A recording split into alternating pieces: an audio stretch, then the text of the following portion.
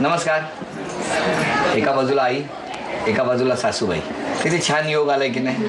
बघा, म्हणजे लग्न झाल्यानंतर होम मिनिस्टरमध्ये मी प्रत्येकाच्या घरी गेलो, पण आता म्हणजे लग्नाच्या उंबरठ्यावर असणाऱ्या या आमच्या ताईच्या घरी आम्ही आलेले आहोत आणि लवकरच सून बोलून तुमच्या घरात येणार आहे. असा हा योग आहे. आई, बालपणापासून बऱ्याच आठवणी आता दाटायला मनात यायला सुरुवात झाल्या असतील ना.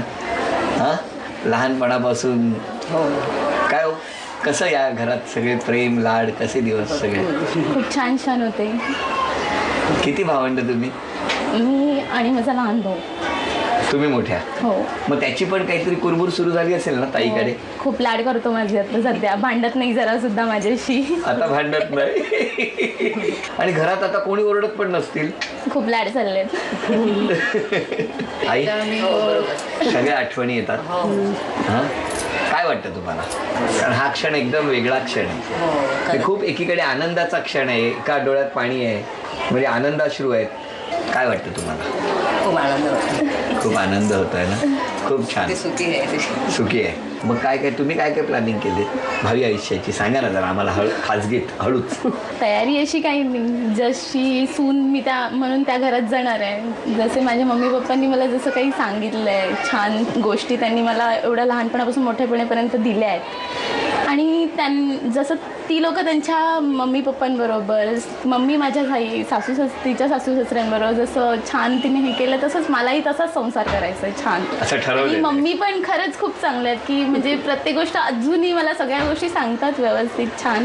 म्हणजे आत्तापासून त्या अशा मनमिळावून मला समजून घेतात. बस मला अजून काय पाहिजे.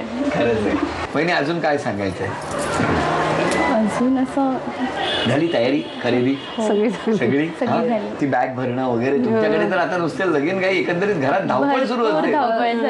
झालं, पत्रिका वाटून झाल्या तुमच्या सगळ्या? बहुतेक झाल्या. पत्रिका वाटून झाल्या, सगळ्यांना सांगून झालं. हा, जोरदार तयारी सुरू आहे या घरात, धामधूम सुरू आहे. हो हो हो. किती तारीख आहे ती?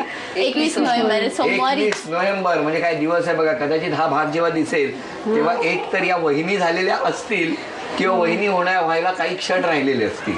अशा दिवशी हा आपण भाग बघणार आहोत. वहिनी, तुम्हाला खूप शुभेच्छा आहेत. बरं आई, मुलगा आणि ही मुलगी तुमची, या दोघांमध्ये कसं व्हायचं साधारण? भांडण व्हायचं. कोण जास्त घरात दादागिरी करायचं? भाऊ. खरं तर मला भावालाही बोलवा असं वाटायला लागलं, कारण ना तो जरा बोलवा.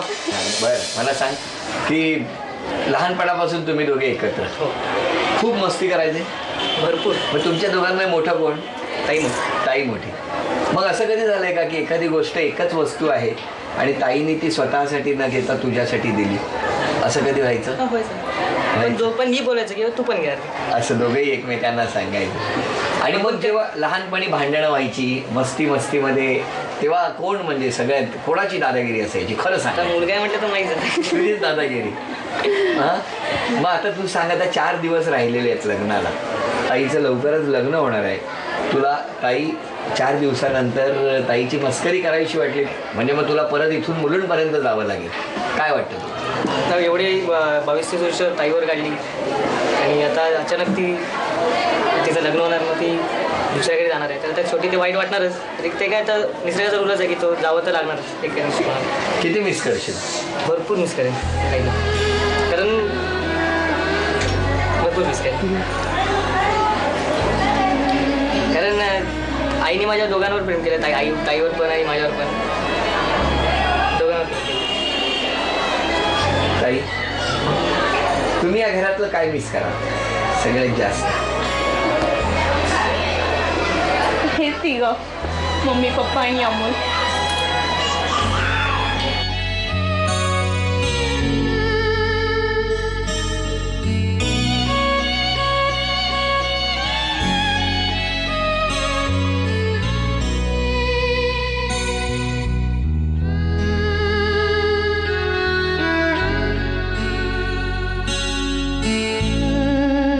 छान नातं असतं ना, हे नातं असंच कायम राहावं असं प्रत्येकाला वाटत असतं. आणि आपलं नातं तर घट्ट आहे आणि म्हणूनच तर हे सगळे ऋणानुबंध.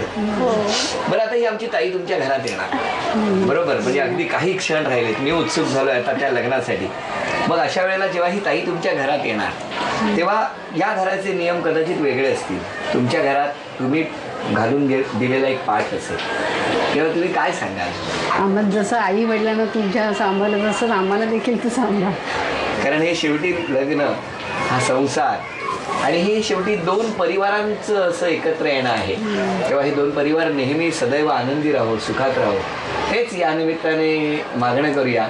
आणि हो, पुन्हा एकदा परेशनं बोलवूया ना, कारण त्याने तर मुंडावळ्या बांधलेल्या आहेत.